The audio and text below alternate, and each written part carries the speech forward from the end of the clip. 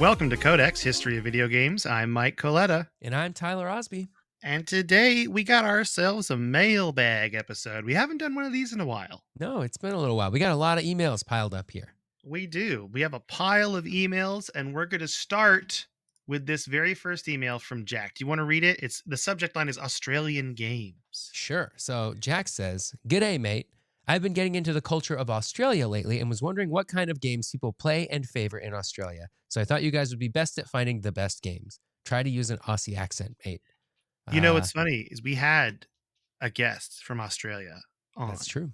That about like we should have asked more about Australian culture and games. I think we wanted to help them with their book, obviously. Yeah. But maybe we have them back on. Michael can come back on, and we can do the book stuff. That's true. We should do that. I actually don't have any insight into gaming culture in Australia. I know they used the PAL standard, so a lot of their games were similar to their European counterparts back when games were different in like the late 80s and 90s, but now games are all the same, so it doesn't matter. That's right. Every game is exactly the same. Yep. Every single one. Region to region, they are. Well, that's a good idea, though, Jack. We're going to do that. We're going to look through it for you. Okay. We're going to do the research. We're going to do the real deep dive. That's what we're known for, is our deep dive investigative journalism, right? That's true. Neither Tyler and I nor went to journalism school, so don't. Well, no, you did. You did. Broadcast. I took some journalism adjacent classes, but I wouldn't say I went to journalism school. He took journalism adjacent 101. Yes. That's it. Well, I'm going to read this next email.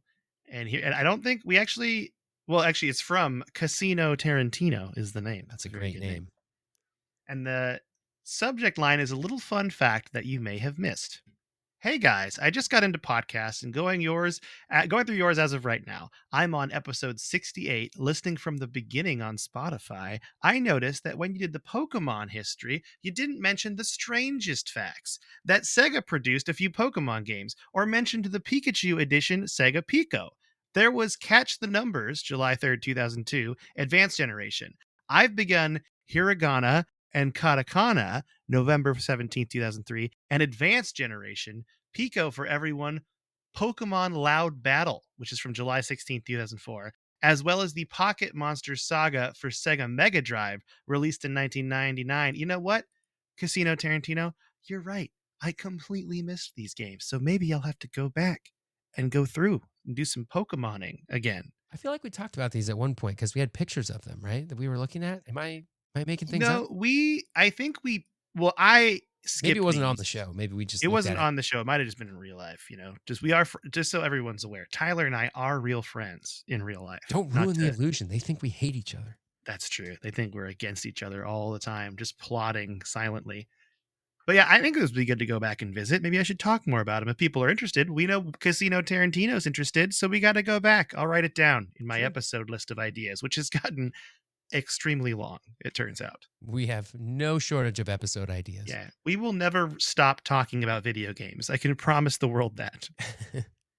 Well, the next email is actually from our friend Matt in Japan, who you recently saw IRL. I did. I recently visited Japan, which is part of why I maybe sound a little sick. I got sick over there, and also I am fighting jet lag right now because I just got back only a couple of days ago, and it takes a long time to get over that many hours of jet lag.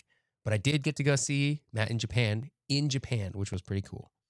That is really cool. I was going to say, you really got the double whammy of the jet lag and the sickness going on right now. Yeah. So Matt's email, the subject line is Names in Japan. Hey, Mike and Tyler, you are right about how names in Japanese are read/said in the last name, first name order. However, the order is reversed for English-speaking and international audiences. They tried to standardize this in 2020 so that everyone uses the Japanese order, but it hasn't seemed to catch on. Japanese people won't be offended if you say their names in the English order. At worst, it'll take them a hot second to register what you said. That said, my brain is in a weird spot where I'll still use the English order for game developers, but Japanese order for Japanese pop idols. Miyamoto Shigeru sounds off to me, while Utada Hikaru, the singer of the Kingdom Hearts games, sounds okay. Depending on the time of day, if you ask me what's the name of the Japanese superstar of the LA Angels, I'll flip-flop between Otani Shohei or Shohei Otani. This has been the Matt in Japan Minute. Thanks, Matt. First of all, thank you, Matt. I love the Matt in Japan Minute. Also, This was really a ploy for me to make Tyler read all the Japanese names so I don't butcher them. That's Got really me. what happened. Did I get you? You Did I got me. bamboozle you? Yep. Miyamoto Shigeru does sound off to me. It does sound off to us. But now that we know it's kind of interchangeable, that's good. And then people will just be confused. Thank Yeah. you, Matt, It's for not that. it's not offensive to say it wrong. It'll just take them a second to flip it in their heads if they have to. I'm really jealous that you got to see Matt in Japan IRL. It was pretty cool. We went to a whole bunch of retro game stores, and games over there in like the retro game shops are sold like garage sale prices. And we were probably in the more Really? expensive part because we went to Akihabara where it's like all these stores are. So it's like very touristy. I'm sure they're selling from the stuff there for more than like it could go for or would go for elsewhere. I managed to pick up a Japanese copy of Legend of Zelda Ocarina of Time, complete in box, $20 What? in incredible condition. That is crazy town. Now Yeah. I need to go to Japan even more. Yeah, it's pretty sweet. It also doesn't hurt that the US dollar is very strong right now as compared to the Japanese yen. So the prices there, like, you get a little bit of a boost just from having dollars instead, I guess. I'm guessing that was a Japanese version of it as well, Yes, right? it's a Japanese version of the game. Yeah, everything that I saw over there was Japanese. I saw a copy of like Chrono Trigger for like 10 or $15 too, not complete in the box. I almost picked it up, but I don't have a way to play it, and I wouldn't play the Japanese version anyway. But yeah, it was wild. And there were so many of the stores. Just, gosh, it was really fun. I'd love to go back. That's really cool, though. I love that you got to go do that. Well, maybe someday we can both go back and I can meet Matt in Japan. I'm Matt in real life, finally. Yeah. Just I've never actually met the man. Yeah. I'm excited Yep. to meet Matt.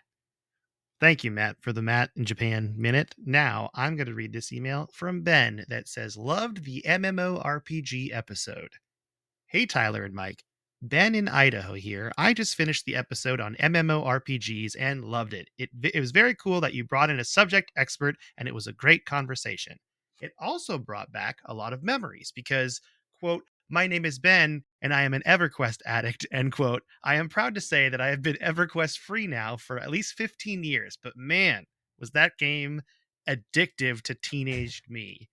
I remember in an episode way back, someone wrote in and mentioned he secretly installed Halo or Marathon on his sister's computer and used to play it when she was out. I think I might be able to top that one. I was so addicted to EverQuest that I would sneak down the middle of the night and grab the laptop computer my family had, bring it upstairs, install EverQuest, which took a long time, play a few hours, and then uninstall it, returning the computer before anyone awoke the next day. I was just that hooked. I joke a little about the addiction aspect of it, but it was certainly my first experience with being hooked to a game.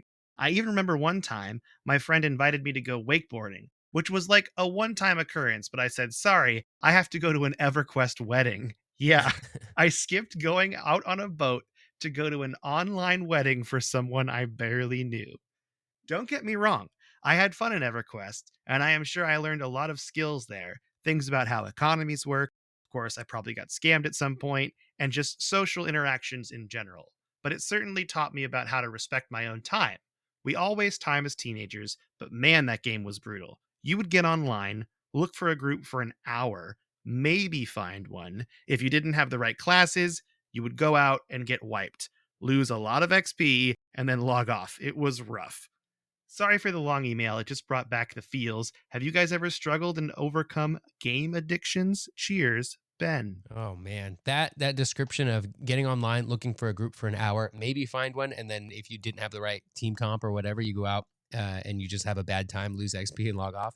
Was a lot of my experience playing Final Fantasy 11 back in the day. Took so long to find a group, took so long to get to where you wanted to fight stuff. Then you fight some stuff, you die because we're all bad at the game, lose a bunch of XP, and then be like, well, that was a waste of time, and then log off. I feel lucky that I didn't go through the MMO phase of this, but I did, however, get pretty into like Counter Strike in high school, and I played a lot of Counter Strike, like a lot of it, Yeah. and that was like. And I never even joined a team. I just play on public servers or I play gun game by myself. I was just really obsessed with the game. But I always went out on boats. So, it's not as bad, I feel like, Could be as our worse. friend Ben in Idaho had it. But, I'm glad you're over your EverQuest addiction, Ben. I'm proud of you. Yeah, I think the closest thing that I have that I've ever gotten that hooked to is like probably the original Pokemon games as a kid. I've just played hours and hours and hours of Pokemon. Just so much Pokemon. Yeah, Pokemon. I did play a lot of that too. I mostly played Pokemon in the car though as a kid. Yeah, having to Played a wait for the lot of Game Boy streetlights in to the go car. by. Oh yeah, so you get a little light. Mm-hmm. I feel that. I've been there. That's why that game is, a just turn based, so you have time between Yeah, lights. yeah, exactly. Do you want to read the next email from Alex? The Sure. subject line is Diablo. Diablo. Uh, subject line is Diablo. Alex says Diablo. Very curious if you guys could do an episode or two on Diablo. The fourth game just came out, but I'm more interested in the early history of Diablo.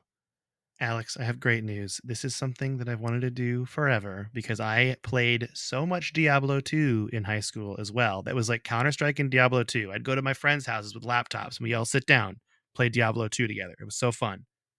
I would even take my PC, I think, to people's houses and play Man, that. I land was so party it into up. it. Yeah, that's right. Back in the CRT days. Whew. Oh boy. Oh boy. I would love to do Diablo history, but I also feel like compelled to do a Blizzard history at some point. So I guess the question is, do we want to do Diablo separately or do we want to do like a Blizzard history? But the Blizzard history would be really long. Like that Yeah. would be a lot to cover. So maybe it's better to go off of Diablo and then do a general history of the studio for a couple episodes. Yeah, I'm not sure. depends on how we want to structure it because we could do a history of Blizzard and then like break off into like Warcraft specific episodes, Diablo specific episodes, Starcraft specific episodes, Lost Vikings specific episodes. Just depends on how you want to structure it. Yeah, there's a lot of options there. So I think that's definitely something we're gonna do, Alex. I think I already actually wrote this one on our sheet Yeah, that would be a good one. as something to do, but definitely something to think about down the road for sure. I'm excited because I mean we'll talk about this for a bit, but we've had a lot of authors on the podcast, which I love, and I'm sure you love too, Tyler. Mm-hmm. And I think we're going to try to get more of those authors on the podcast when we're both done with our little summer sabbatical here. So expect more guests coming up soon, but doing a big history of Blizzard would be really fun. Okay. Now it's on me, right? It is on you. It's all on me. And this is another email actually from Casino Tarantino. That's how long we were gone from mailbags as people sent multiple emails in. So I think we'd have another one from Casino Tarantino later potentially, but we'll see. So this subject line is Castlevania Fun Fact. Hey guys, I'm still chugging along your backlog, and I'm currently on 149 for Castlevania seasons. Gosh, I'm gonna look like a fool. Symphony of the Night. Gosh, I almost said Seasons of the Night. I have Zelda on the brain, so seasons, but Symphony of the Night. And I'm not sure if you guys knew that there was a huge rumor that started with this game. The song Bloody Tears, that was never actually in this game, but was in other Castlevania titles, was rumored to be the secret Clock Tower song and was written and composed by the English black metal band Cradle of Filth.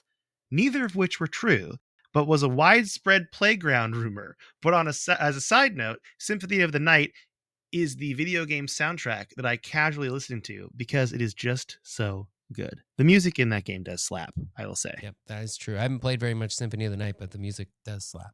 I love a good playground video game rumor though. Oh, me too. Like pushing the truck to get Mew. Oh yeah, that's a good one.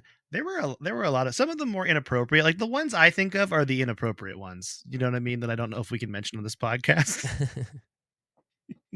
But the Symphony of the Night Cradle of Filth rumor is a good one. I like that one a lot. Same. I feel like people on my playground were also like, yeah, if you use Odd Job, like you don't get hit by bullets. But I'm like, that's not even a rumor. That's just like a fact. Yeah, he You know was what I mean? shorter. That was just true. He was a smaller target. That's a good question. Do you want to do the next email from Andre? We Yeah. got some big philosophical gaming questions hidden up. Yeah, in this is a good question. Okay, Andre, the subject of this email is AI. Hey, Mike. Hey, Tyler. Just want to get your input on these questions. 1, how do you feel about AI? 2, do you have any examples of how AI has helped gaming so far? Do you think AI is good for gaming, either in development or in actual gameplay? 3, do you think we give AI too much credit? What I mean by that is, do we think AI is going to get so powerful it'll turn into HAL like in Space Odyssey? Or is AI limited to what it can and cannot do? I just thought you would think these questions would be fun to answer, and I would enjoy hearing your input on this. As always, I love your show, and I can't wait to hear what's next. Your retro gaming friend from Greenville, Andre Spiderbutts. All right. What do you think, Okay. Mike? How do you feel about AI? First question. Mm-hmm. I think it can handle some things really well, and it's clearly not there yet. And I also feel like it's very important where the model is coming from. Specifically, I'm talking about these. There's a lot of different AIs out there, and they're like, for example, there's one that can write a novel, supposedly, Mm-hmm. right? And they're like, yeah, we had a bunch of people put all their books in. And I'm like, oh, so you took like books that are past copyright infringement and shoved them into your algorithm for your model for the AI is what you did. You know what I mean? Or how when you use those mid journey or artistic AIs that you can see the authors they're stealing from's like signatures sometimes on the side of Yeah, them. And that weirds me out. You know what I mean? I understand that an AI has to learn from somewhere, and I think these tools are really good for certain things, but I also feel like you're stealing from people in some ways, and then that is dicey to me. sure, sure. So my thoughts in general about AI are it's a tool and it is a genie you can't put back in the box. So maybe there's some legislation you can do about it, but ultimately, if there are people who are going to do bad stuff with it, they're going to do bad stuff with it. So it's better to like come at it from an angle of like how do we use this going forward rather than like trying to stop it. I do think I agree with you. The way that they're trained matters. I it's weird to me because I try to think of it like if an AI was like a person and like people who are artists have to look at a lot of art, right? And then they develop their own styles based on the art that they consume. And we don't think of that as stealing, right? And it's I guess because it's a human doing it, whereas when it's a machine, it feels different.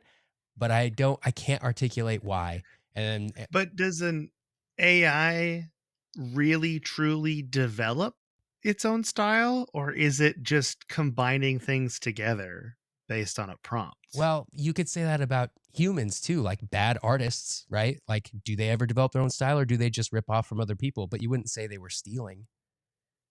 I mean, you could, right? Like there's people that rip stuff off all the time, right? Yeah, I mean, I guess it They're depends just on called bad right. artists. I guess it depends I on intent, guess. right? Like if you look at somebody's art and you go, that's bad, does that mean they stole it? Like, no, it just means that they weren't able to do something cool with it. Yeah, I do. I don't think it's like a bad thing necessarily either. I should mention. I want to like preface with that. Like I've definitely looked at it. Like it's kind of funny because you tell it to like write code for certain things and it just kind of skips some steps which you have to figure out. Yeah. I fully agree with you. Is something that is been out of the bottle. The genie's out. We don't know how it's gonna go from here. Yeah. I when that kind of stuff happens, I lean more towards embracing it than I do towards like rejecting it.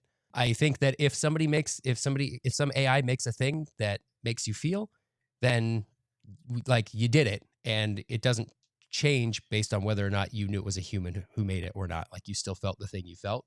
I think AI is right now it's easy to look at it and go, ah, that thing has 7 fingers. Obviously, AI has no idea what it's doing. And it's easy to just be like AI sucks, it'll never be as good as humans. But like this is a thing that none of us like it really hit its stride like 6 months ago, right? Like it became a thing that we needed to think about then. Like where's it going to be in 10 years? This stuff is going to be off the charts. Like having it like write stuff like you said, like a novel. I think that'll happen at some point if it hasn't happened already. And you'll just have to like I don't know, it's going to be interesting to wade through like what's AI and what's not. And does it even matter? Like if you AI generated the next Harry Potter, doesn't even matter that it was AI generated if it made you feel, right? Yeah, I agree with that to some extent for sure. I mean the did you we can talk about other podcasts on our podcast, right? Everyone's cool Sure, with yeah. that. Did you listen to the be I know you listened to it too, the Behind the Bastards episodes on the children's books with No. ChatGPT? No. Okay. This is the underlying issue for me. And I'm going to try to TLDR this the best way I possibly can. There are people, and we're just going to call them bad actors, right? Because there's criminals and scammers and skeezy people Sure. everywhere. That's just the nature of life, right? That are taking ChatGPT and other AI that do like art, and they're making children's books and putting them on Amazon, and they just sell them, and they just make tons of them to make money, right? Because it's Yeah, fast and you yeah, can do it. And the underlying problem with this is now you're messing with a child's development with a tool that's not fully understood or ready in a way. And that's kind of scary to me. That was a thing that I was like, oh, I can kind of see how this can be a problem. Now, does that mean AI is bad? No, because again, this is entirely being who's using it, right? But it's just something I think we're gonna have to think about as like a yeah, society, and it's gonna change everything. Like you mentioned, like how are they gonna regulate it? How are they gonna do anything with this? But that's the dicey proposition of this whole thing. Is like for the example they use in the episode is that they're making dinosaurs that don't look like dinosaurs because they just chat GPT or mid journey or whatever AI art thing makes it and they just throw it on there. And it's like kind of teaching kids the wrong thing, so that's kind of an issue. But then also you got to think about the parents. Like, why are the parents buying these books? There's a lot of different factors to it. I don't think that's an AI issue. That's like a person made a bad thing. They used a tool to make a thing that is like not accurate or not well done, right? Like I don't think that's an issue with AI. It maybe makes it easier to churn out like poor quality work, but like a human at the end of the day should be looking at everything anyway. So it's like when you say like talking about messing with a child's development, I'm like, I hope somebody, and maybe they're not, but I hope somebody is like reading this and real and like if it's got stuff in there that is bad for a child, like I hope that there's a human who looks at it before it goes up for Yeah, sale, but maybe not. And that's not an AI problem if they don't, yeah, right? for sure. And the big thing about this too is that they even mention like it's kind of a will see thing. Like, is this even a problem? It's too new. We don't even know. Also, Yeah. will Amazon regulate how people put books on their Kindle electronic ebook store without any sort of regulation? Like, Yeah. there's a lot of different aspects to it, but that's just one of the problems that stems from AI that is kind of something I'm thinking about, but I'm trying not to be naysaying on it because it does help people a lot. Like, if you're trying to find a job and you got to write a bunch of resumes, yeah, use ChatGPT to help you like get started or something. But then edit it yourself, obviously. Just use it to start and Yeah. then edit it yourself, save yourself some time. In that way, it's great, I think. Yeah. And I give it like an example of something that that I would do that would like help me. So like if I were trying to learn how to make music, right? And I've been working on my riffs and my drum beats and my bass lines and I got a cool song together, but you know what? I'm just not very good at writing song lyrics. I can go to ChatGPT and have ChatGPT write me a song. And like it can be pretty good, like lyrics to a song, right? It can be pretty good. And then I can like use that to practice making music. Would I release that song? I probably wouldn't release that song. Would somebody else? Maybe. But I think we'll start to see like when it comes to like legislation, I think we'll start to see like labels being made of like this has no AI in it, right? Like the way that you can say something is like certified gluten free or like certified vegetarian or something. I don't know if those are real things, but I would assume that like certified AI free will be a thing. And if you misuse that label, you're going to be in for a bad time. And then people will be able to choose if they want to like support that or not. Yeah. Dude, this is making me think a lot about like because I've been watching a lot of Warhammer 40K video lore videos just in my spare time. This Yeah. is what I do when I want to just chill out. And they have a whole arc where they make smart machines and then they fight them and then there's no more smart machines. So it's like, are we on our way? Are we on our way to Warhammer 40K's grim dark fantasy? I don't know. Don't they do that in Mass Effect too? All the AIs are their virtual intelligences because actual AI has been outlawed because they had problems with it. I think it maybe tried to take over or See, something. there you go. Well, we haven't even hit question 2 yet on Andre's list. Yeah. So, do you have any examples of how AI has helped gaming so far? Do you think AI is good for gaming, either in development or in actual gameplay? I have a little thing about this, I think. Sure. So, there is a YouTuber that is remaking Simpsons Hit and Run in I believe it's in Unity is where they're making or Unreal, one of those two. And they use AI tools for res upscaling to make the art assets look better. And I'm like, that's Mm, awesome. Like you're using something this tool to save you a bunch of time and make the game look better. So in that way, and that's just a person doing it, right? So I'm sure this is going to help a lot of game developers, whether they're indie or not, like save them some time, get started and help them out. And in that way, I think it's going yeah. to be really good. I agree with that because if I were trying to like learn how to program games, one of the hurdles to like learning how to like do the programming for games is like getting art assets, right? And there's like free stuff online, I guess. But wouldn't it be cool if you could just be like type into it some sort of 3D model generator, like I want a space marine with this kind of sniper rifle, and I want to have giant boots and big shoulders, right? And like, boom, it's just made for you, and you can put it into your game. Whether or not you should go turn around and then sell that, that's a question maybe for other people. But as far as being able to learn that and then say, I need animations for this model that look like he's walking, boom, a walking animation is made. And like you can tweak it later if you want to or whatever. But like getting those assets for somebody who's not an artist, that sounds really, really awesome and helpful. For sure. I think that's really cool. Yeah. Also, I would argue that I think most Space Marines, like big shoulders and giant boots, are a stock feature. Do you think so? Yeah, maybe you don't have to specify big shoulders and The giant AI feet. is just like, yeah, it's got big shoulders and It giant just boots. knows. It It's like, knows. say less. it actually Space Marine, it say actually less. makes the art for you, and at the end it goes, you didn't need to mention the boots and shoulders part. I know that part. All right, number 3. Do you think we give AI too much credit? What I mean by that is, do we think AI is going to get so powerful it'll turn into HAL like in Space Odyssey, or is AI limited to what it can and cannot do? I think we give it a little bit too much credit right now and not enough credit for what it will do in the future. That's a very good answer. That's kind of what I was I think thinking. this stuff is going to get absolutely bonkers. Get like, just think about the way things have changed in the past 10 years with AI. Give it another 10 years. Oh my gosh, you'll be able to make an entire game where you just say, I want a turn-based RPG in a cartoon style where you go around catching tons of monsters, and this thing will spit out a Pokemon clone for you, and it'll be unique to whatever like things you put in the prompt. You'll be able to make movies. You'll be able to make movies with like old actors, which is a whole other set of ethical dilemmas, right? Where you're like, I want a movie with Jason Statham and Clark Gable, and I want them to fall in love, and I want them to be on a boat, right? And like it'll just make that movie for you. I'd watch that And I want it movie. to be 90 minutes long. Me too. Yeah, I think you're right. Also, isn't that what SAG is about to go on strike for? Is that kind Yeah. of thing. So using people's Mhm. likeness for years and years and years. Yeah, that is definitely a, a, a dilemma for sure. Like using other people's likenesses, which would be a problem whether or not you made that movie with AI or not, right? Like if you had a way to sort of steal their likeness, which I guess people can do right now. For sure. Um, yeah.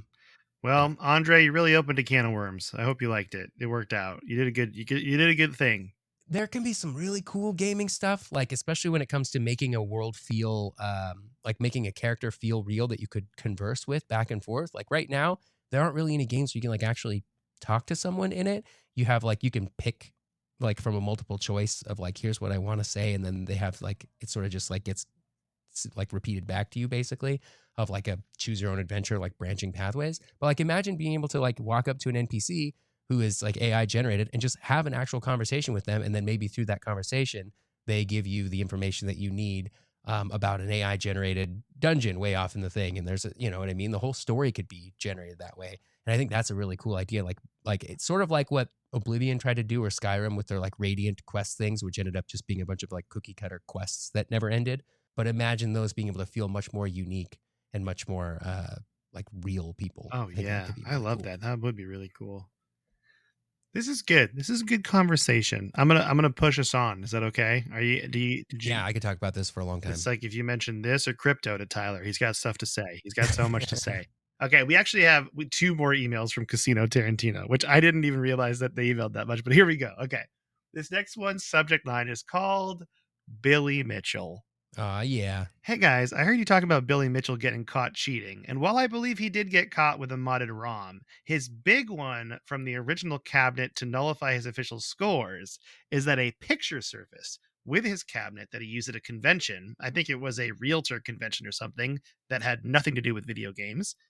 The court case saw that he had an unofficial joystick, which had 8 directions instead of 4, which allowed him to move diagonally.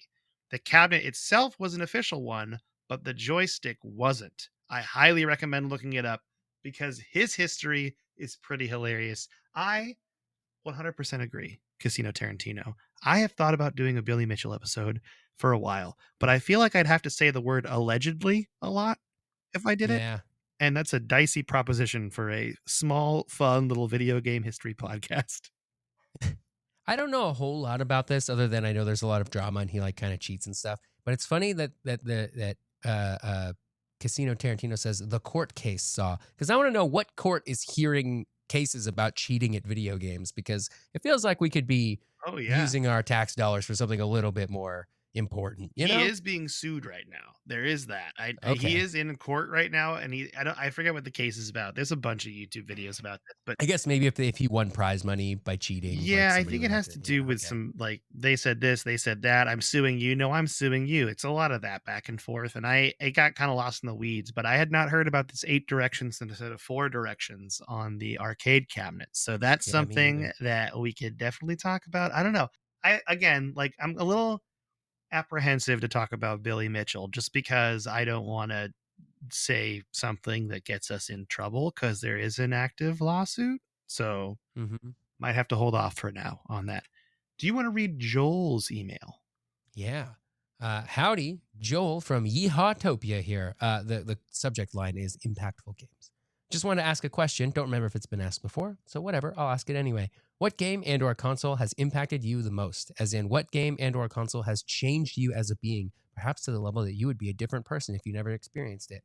For me, that would be Five Nights at Freddy's 2 and Undertale, both of which made me realize anyone can make a successful game/story and inspired me to try going down that route. Game development is hard.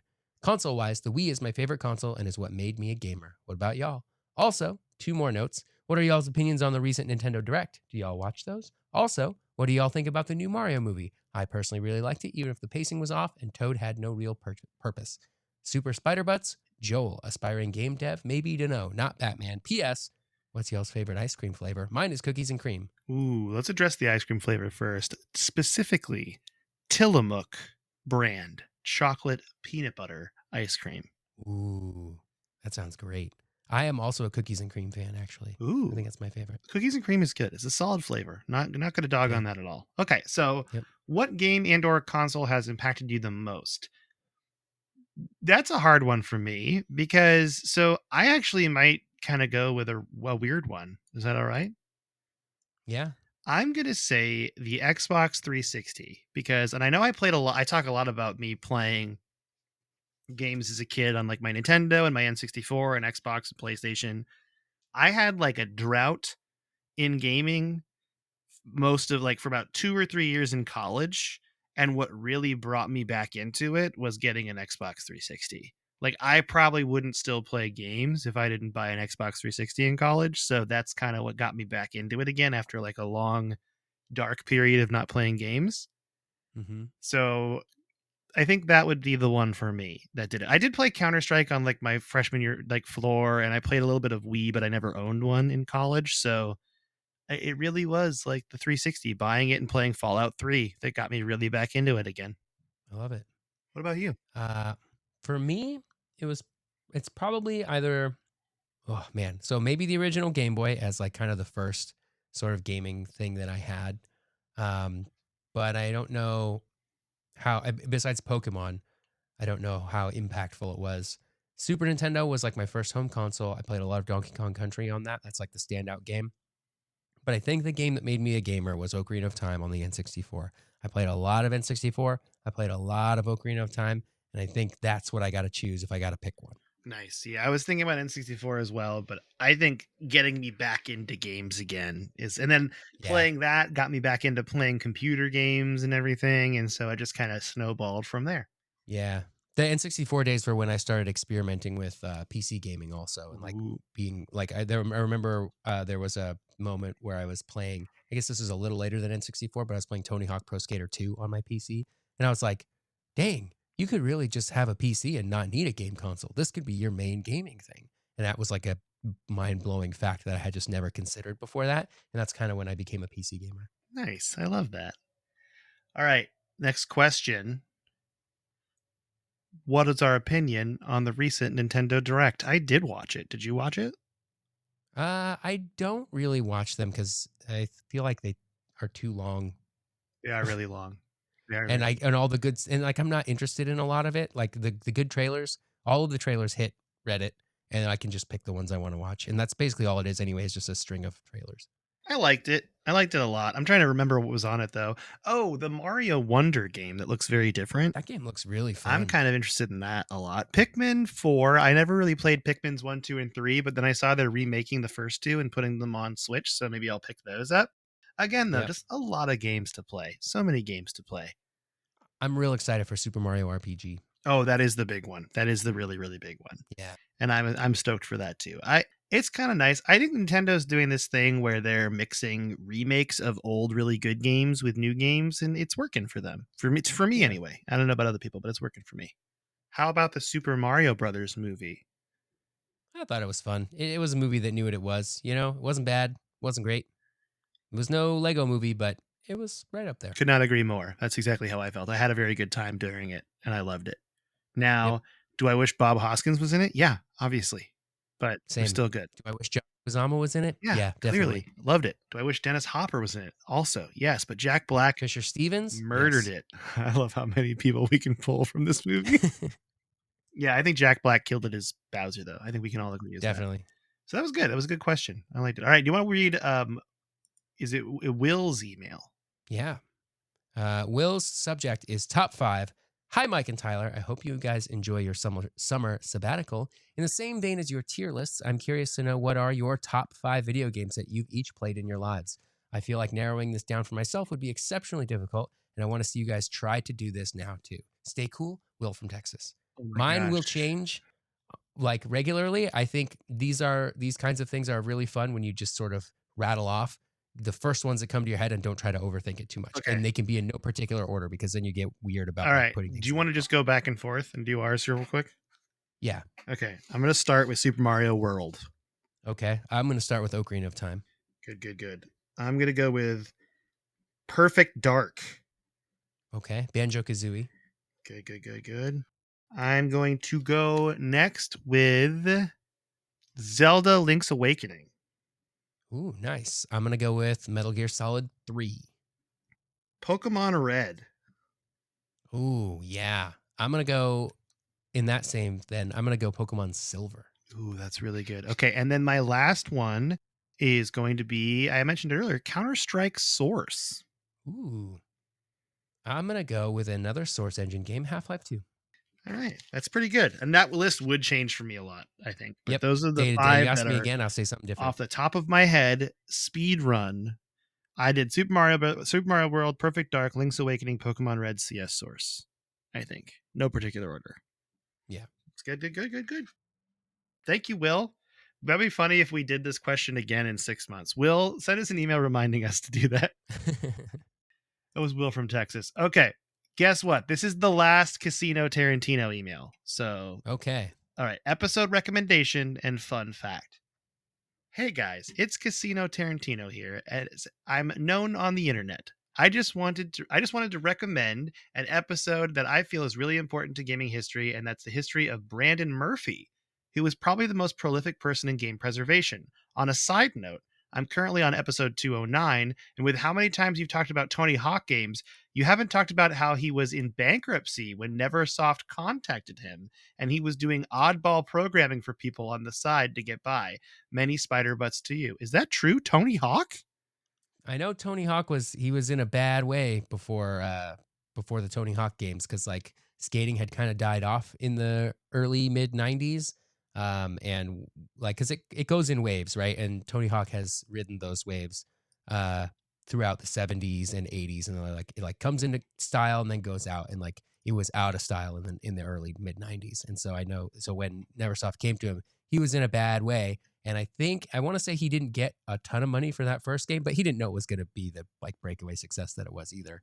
And then he has since then, of course, made more money than anybody has probably ever made. I don't know. He's super rich now. I didn't know about the oddball programming for people on the side. I didn't know he did anything like that. Yeah, I had no idea.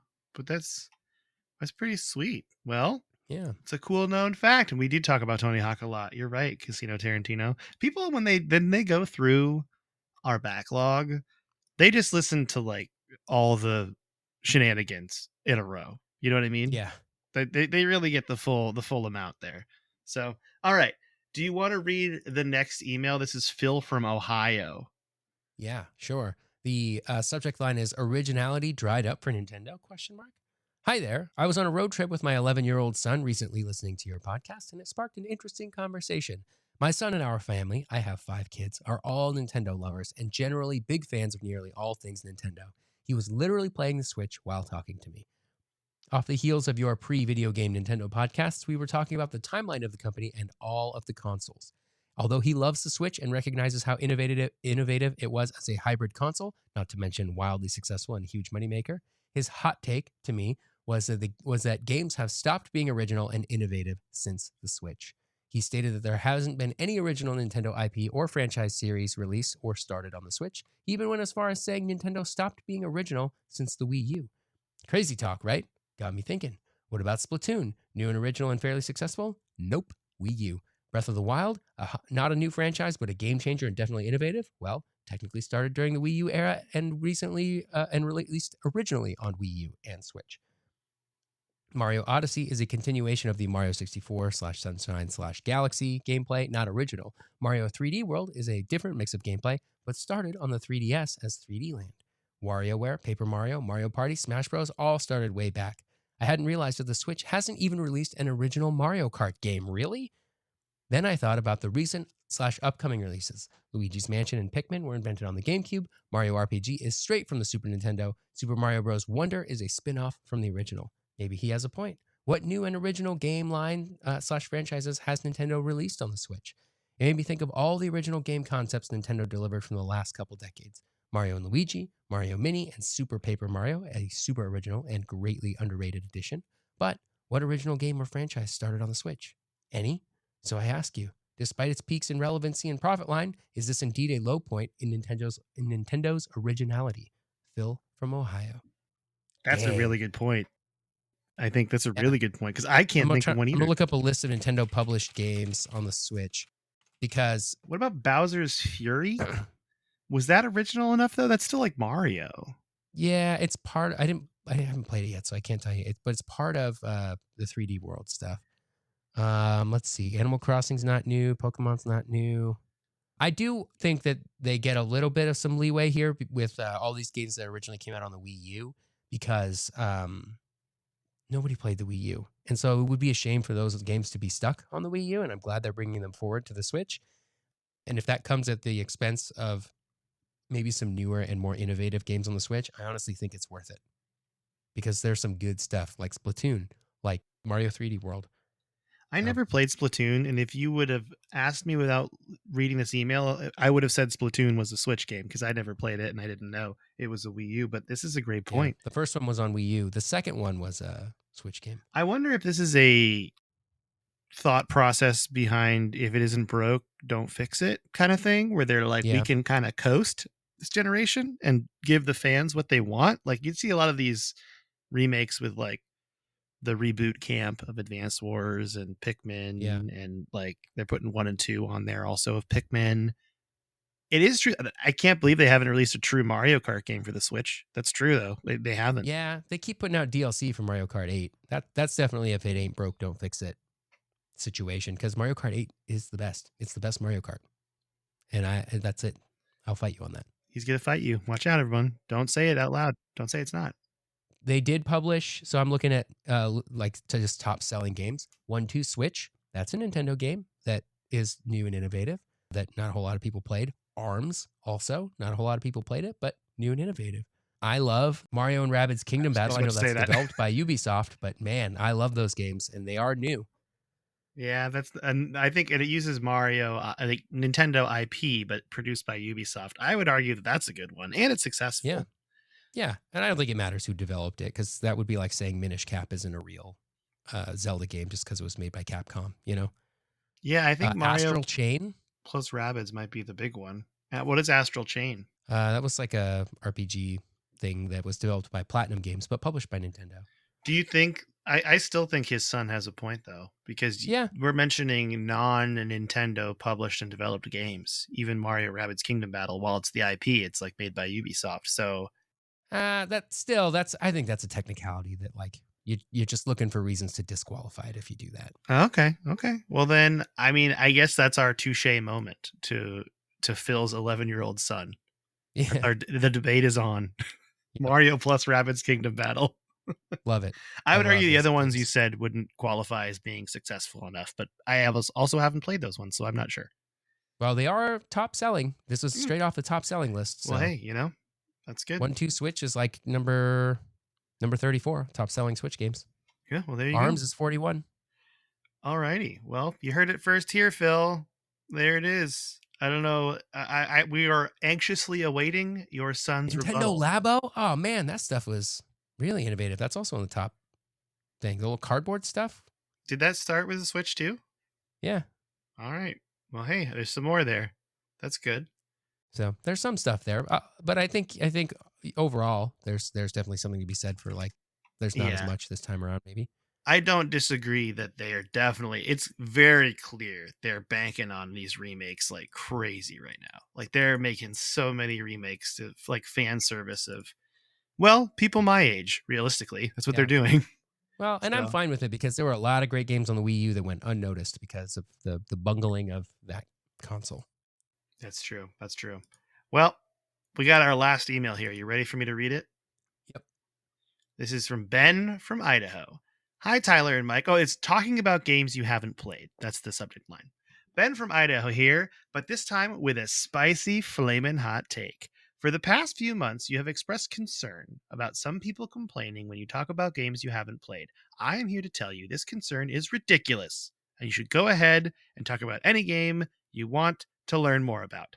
My reasoning is this: I teach microbiology. It would be incredibly dumb for me to tell my students, yeah, I would love to tell you about how this cell works or how this antibiotic kills bacteria, but I didn't actually do the experiment. I just read about it, so I can't talk about it. That is not how learning works. You both do a great job of researching info on the games, even if you haven't played them. It can be fun to learn about new random things, and your opinion from all other gaming experiences inform those discussions. I look at your podcast not as a deep dive into each topic, but a surface level overview, which is great because I am constantly learning about more games I never would have heard of. So my hot take is talk about games you haven't played, ignore the haters, and learn some new things. Cheers, Ben. Thank Thanks, you, Ben. Ben. Teach microbiology, huh? That's crazy. It's a scientist. We have a That's scientist cool. listening to our show. Dang. Feels pretty good. Yeah. I think we could. I think we could branch out a little more. I mean, my whole aspect is this: if we get a book, right, like a real life book with sources and references, we're good. That's why I feel comfortable with this history of Nintendo book now, because it was extremely well researched and documented. Same with all the books we read on here, right? Mm-hmm. I understand people's reasoning because, and I'll say this: one of the most insulting things that I've ever read is that we just read Wikipedia off to people, because I'm like, hey, we actually, like, when we stopped doing Ultimate History of Video Games, I had never spent more time researching than after that point. Like, the research went up by a lot. I don't know about you. I spent way Yeah, more time. definitely. So in a way, it was kind of weird because people were like, you guys are just not even trying as hard as you were before, when in fact we were trying twice as hard as we were before. So that's kind of why we went back to books. But I appreciate your feedback, Ben, and I will think about that now when we go into some games that I do want to cover that I've never played. So there's that there for sure. So thank you, Ben. I appreciate your feedback, and thank you for listening. But I think we did it. We did it today. We did a great job. Do you want to do a what you've been playing segment real quick? Like, what did you play while you were in Japan? Did you play any games? I spent most of the flight talking to the people I was flying on the plane with. So I didn't really play any games. I tried to play a little bit of Bravely Default 2, but I just the guy next to me just kept talking. And he knows who That he is if he's chatty, listening to this. chatty guy. Yeah, no, it was great though. The hours flew by on the plane, literally flew by on the plane because we were having a good time talking to each other. So I didn't get to play a whole lot on the plane. I did play some Diablo 4 once I made it to the hotel and I had some time just to myself. I played a little bit of Diablo 4 on my little handheld PC. But what I've mostly been playing since I got back is Final Fantasy 16. And the story I am finding to be mostly forgettable. The combat is very Dark Soulsy, and we all know how I feel about that. So this may not end up being one of my favorite Final Fantasies, but I am overall enjoying it. I would say all of those things are not great apart, but somehow together I'm still doing okay. And the Dark Souls combat stuff is pretty light, so I think it's fine. I'm having a good time. I'll probably finish it, but that's about it. What about you? I've been playing some Diablo 4 and I'm enjoying myself. I've also been playing some Legend of Zelda Tears of the Kingdom, and that's pretty much it. I haven't really been playing much else. That's kind of what I'm into right now, and I'm enjoying it. I have a 15-hour flight ahead of me, and I'm going to see if I play some games, Yeah, and we'll see how it goes. Might sleep, might try to go to sleep, which sounds nice too. Hopefully I can do that as well, but we'll see what happens. But yeah, so I'm gonna bring those on the plane with not Diablo 4, but I'll bring my Switch games on the plane with me, see what I get done. Because I still haven't beaten Pokemon, I still haven't beaten Advance Wars, I still haven't beaten Metroid Prime Remastered, and also Tears of the Kingdom. So I got a lot of games to play. I'm not no shortage of that. nice. With that, I think that's gonna be it for the day. We are going to have two Codex remasters come out because I am just going to be straight up gone, and that's how our schedules are working. But it's our summer sabbatical, so when we come back in 2 weeks, I guess it'll be 3 weeks technically by the time we're all said and done here. We'll be back. But until then, we hope you have a great summer. Enjoy those remasters if you care to listen to those. Tyler, do you want me to throw on you what people can do or where they can find us, or do you want me to do it? I know I you're think jet lagged. you I don't should want to do throw it. I'm things on you. extremely jet lagged. Okay. All I'm going to do is ask you to say bye in a second. Okay. That's all Okay, I'm going to do. great. Okay. Here we go. So you can go to codexpodcast.net.